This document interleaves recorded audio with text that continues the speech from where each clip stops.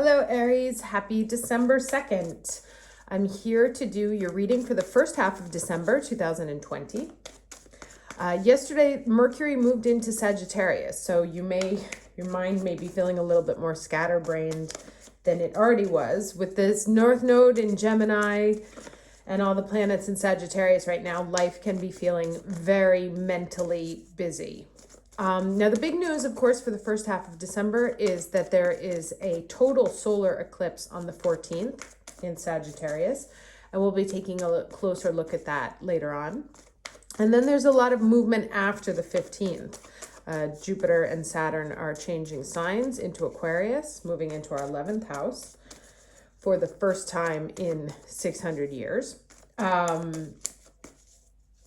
But we'll talk about that later on in the month. Let's look at the current energies now. So can I get the energy, please? Oh, sorry. Reminder, I am still taking personal readings. So if you're interested, information down in the description box. Let's look at the first half of December for Aries. What energy can Aries expect the first half of December 2020? From now to December 15th, 2020.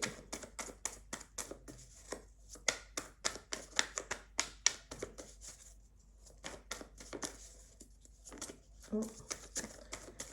Energies for Aries, first half of December 2020. Seems rather quiet. Oh, okay. Growth and completion. So interesting. Very death and rebirth, right? So there's the completion, so saying goodbye to something. Burying something, paying its due homage, so it's not like cut the cord, slam the door, get the F out kind of situation, but very much giving something its rightful burial, saying goodbye to it, saying thank you for it also.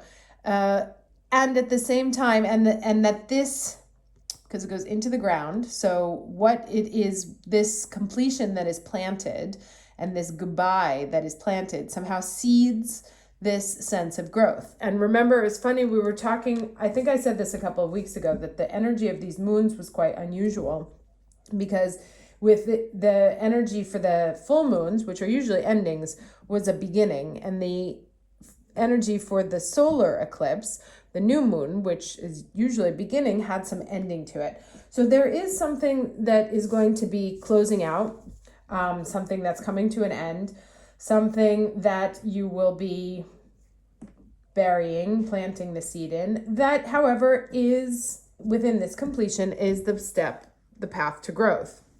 Let's get the challenge energy.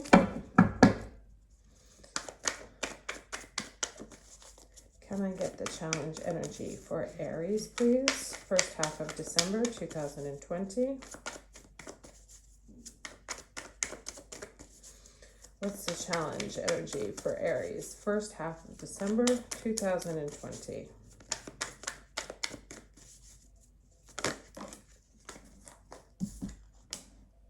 Very nice. Breaking through. Major Arcana. Right? So like it said, there's a moment of freedom that in letting this thing go or putting it to bed, planting or putting something to rest rather, that it allows you to really expand and look at this kind of solar energy. So this to me says that this is what happens. So, something around the solar eclipse happens that will cast new light, allowing you to put something to rest, to develop, to allow it to grow, and that will cause you to sort of break through into a new dimension, into a whole new energy.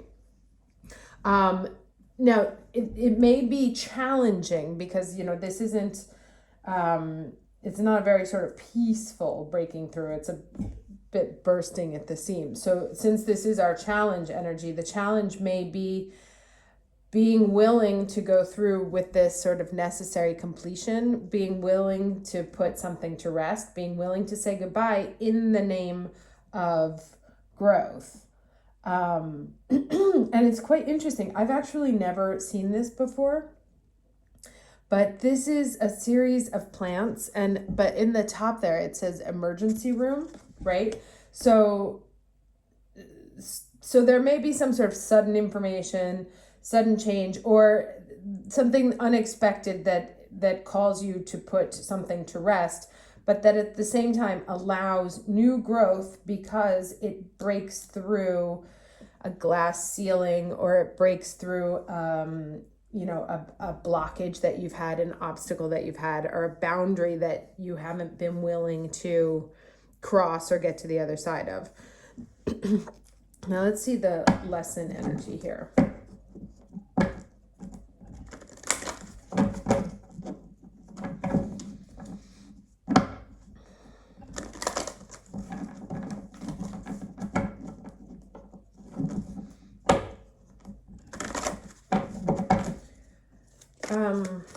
All right, what's the lesson for Aries for the first half of, okay.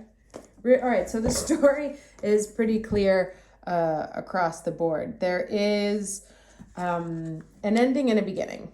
And an ending sort of like set fire to the rain, right? Kind of energy here. This is a 10.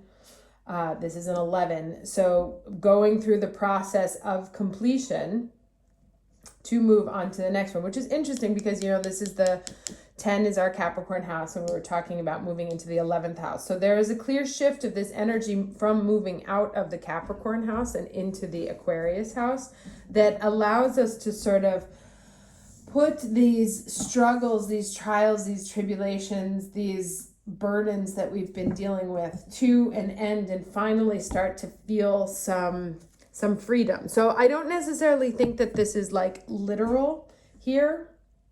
I mean, some of us obviously will be putting things to rest and putting things to bed, but it's also a question, just like an energetic question, that a feeling of this very heavy burden that we've had for the last 2 years with the Saturn in Capricorn, and finally feeling some sort of release of like, and it's the kind of like a childish face here, feeling a little bit more renewed, a little bit like we've got our fire back, and regenerating from the roots, right? So there's a whole story of regeneration and growth. It's quite linear here, the story that these cards are telling. Let's see what else we have.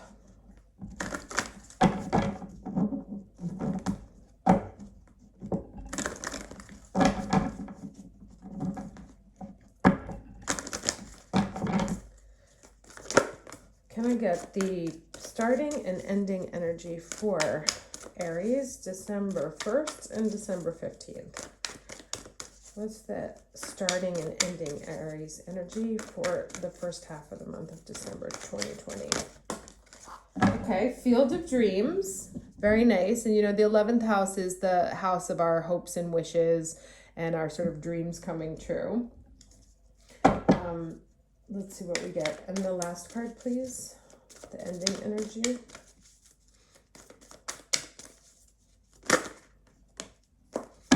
Peaks of Joy. Now, we saw this a couple of weeks ago, I think. Or maybe it came out in one of the readings. I just want to quickly read this because the upside down, and this is a 3 and this is a 6, right? So the number doubles here. 33 in reverse. Okay, so this is, do you rely too heavily on your material achievements when you assess how happy you are? Perhaps you say, I'll be happy when I meet the right lover, make the right amount of money, reach my ideal weight, and so on. Why wait to arrive at the perfect destination before allowing yourself to experience sheer delight? This is a day for joy. Take a walk, listen to the songbirds, scratch a kitty's head, play with the dog, look at a baby, and be in awe of life, which leads to a true sense of bliss. Be alive, be grateful, and know that happiness is an inside job. So it's interesting because it's very much an invitation to blossom, right? Breaking through, growing, regenerating, enjoy these peaks of enjoy these peaks of joy, living in the field of dreams. So it's very much, and it said the message that's interesting here is that it talks about it being an inside job, right? So that this step of completion is kind of up to us, and that allowing this energy shift, and that's the challenge, right? Because the guy's got to break through. He has to do it. So, and the magician just popped out, as did the tower. So it's really a question of us pushing through, right? The seed pushing through the ground, coming up, after agreeing to like put this to bed and then burst onto the scene with a new energy. So there's also, to me, a statement of being willing to walk away from an energy that maybe we've gotten a little bit comfortable in. We talked about this a couple of weeks ago also. Sorry, you can't see this. Of, staying complacent or staying comfortable and not really sort of embracing our fire. And what this is saying, what these cards are saying, is that it's going to really be up to us to put the energy to rest and to allow ourselves to be regenerated in this new energy that's coming through. Let's get 3 cards, please, for Aries for the first half of December. 3 cards, Aries, first half of December.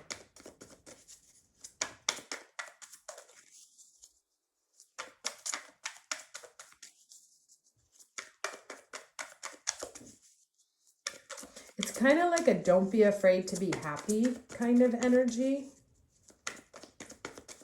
And maybe even like sort of stop dwelling on the losses or what's gone, what's left, and allow something new to grow, allow a new energy to develop, allow a new wind to blow through your life, literally.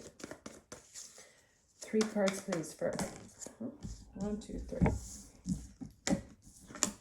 Okay, perfect, right? So coming from here, starting with this sort of anxious energy, and that's this same one, and this energy is coming to a close. So it's very much a completion story.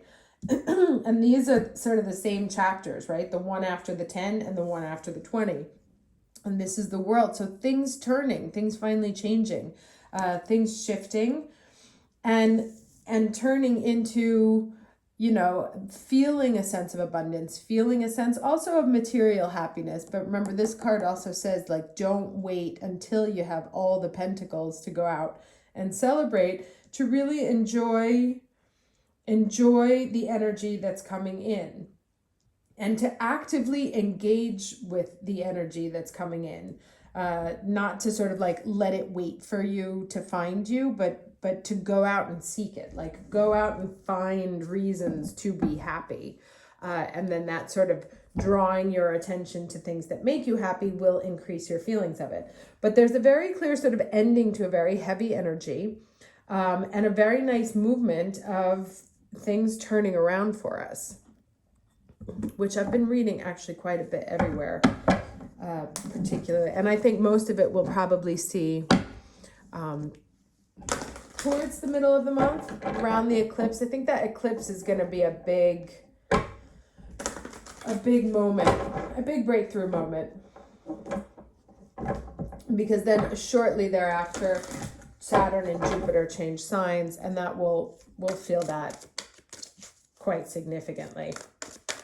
It's kind of like getting rid of some really, really annoying house guests. Can I get the energy, some advice for Aries, please?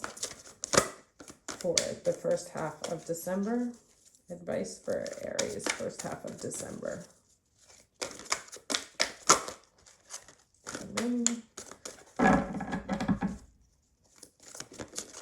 Okay. What do we have here? Revelation, Angel, Amethyst, and Blue Obsidian.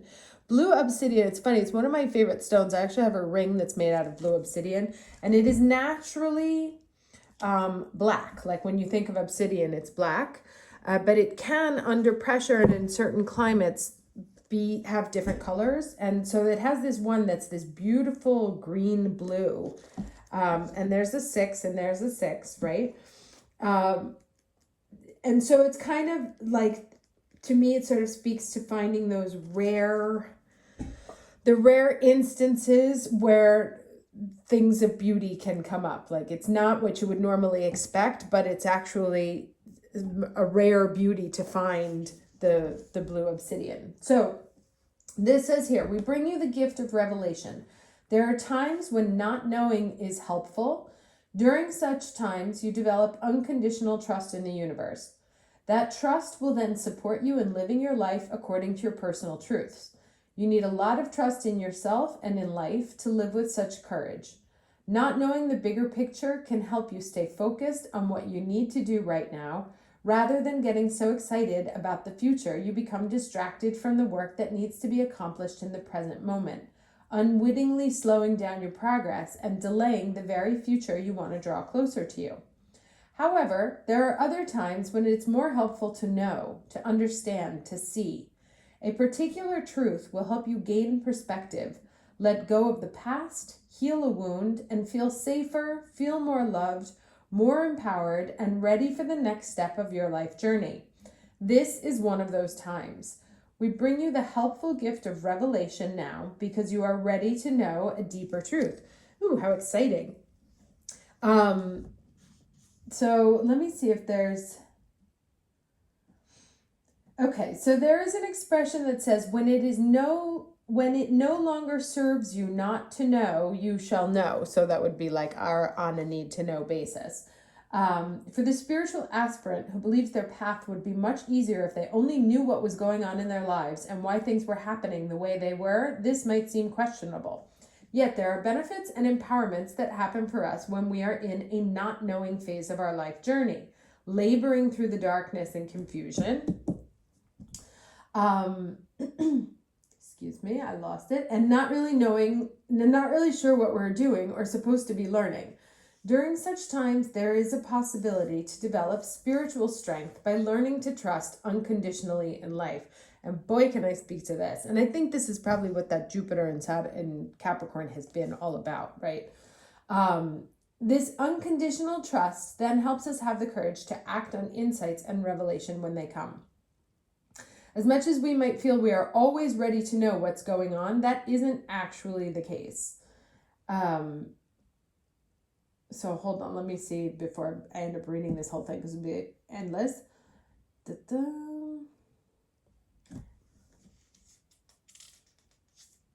Okay, so we are at a phase in evolution on planet Earth where a lot can change in a short number of years. In fact, a lot can change in a number of months. What might throw you into fear if you knew it now could be the very same information you accept with equanimity and trust, and perhaps even feel empowered and inspired by several months or years from now. The universe knows what you need and when you will best benefit from seeing what is happening from a higher perspective, including getting glimpses of how your future is unfolding. A revelation is coming to you now because you are ready for it. Awesome.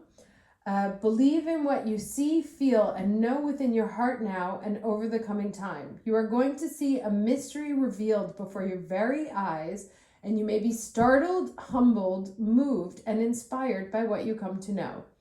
There is only love in every revelation. You are just going to understand more of love's delicious divine plan for your soul this lifetime. Trust in what you perceive, no matter how radical it may seem. The divine is about to show you a glimpse into the heart of your life story and a positive prediction for the future. That sounds awesome. So nice. So like it said, this said that something's going to come to us, some sort of surprise. And I think that was like why I was telling that story about the obsidian, that it may be something you would normally think of in one way, and you are surprised to find out that it can come in different colors or different shades or different forms, that there's some sort of thing that like you had assumed could only be one way that's actually another. And something about this revelation, about this information that you come or that you see in a new light allows you to put something to rest, to stop being in this state of anxiety, because it sort of opens up your eyes to a much bigger world and to how things are operating, and allows you to sort of break through a sense of being stuck and a sense of being trapped that has been there. And we kind of come out of it feeling, you know, super, super good here, regenerating with growth. So yeah, so it to me, it's like something that gets flipped on its head a little bit.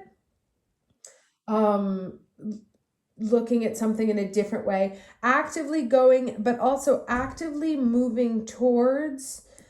That's what I think this energy here also invites us towards the end, is to, you know, I feel like we've been in this space for so long, in the hard work and the dealing with the Saturn and the Capricorn for so long, and it's not completely over because obviously Pluto's still there, but the Saturn and then the Jupiter adding on to it, and then Mars, you know, it's been a rough year. And so we may get complacent and comfortable almost in a negative energy.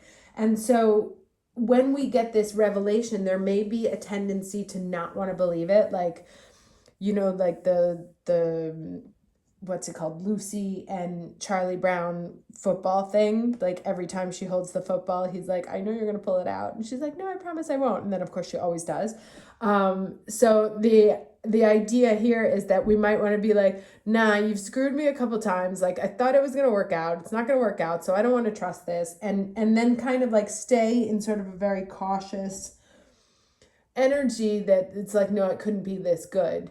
And I think these cards here are sort of inviting us to put ourselves into a greater sense of abundance within ourselves, to allow ourselves to feel this new energy that's coming in and not necessarily be wary of it, and to enjoy it while we have it, and really just enjoy this, almost like an energetic vacation, finally, to enjoy this change and this growth and this regeneration from within. So yeah, it looks really nice, looks exciting, certainly looks animated. And I wish you a very happy first half of December, and I'll talk to you soon. Take care.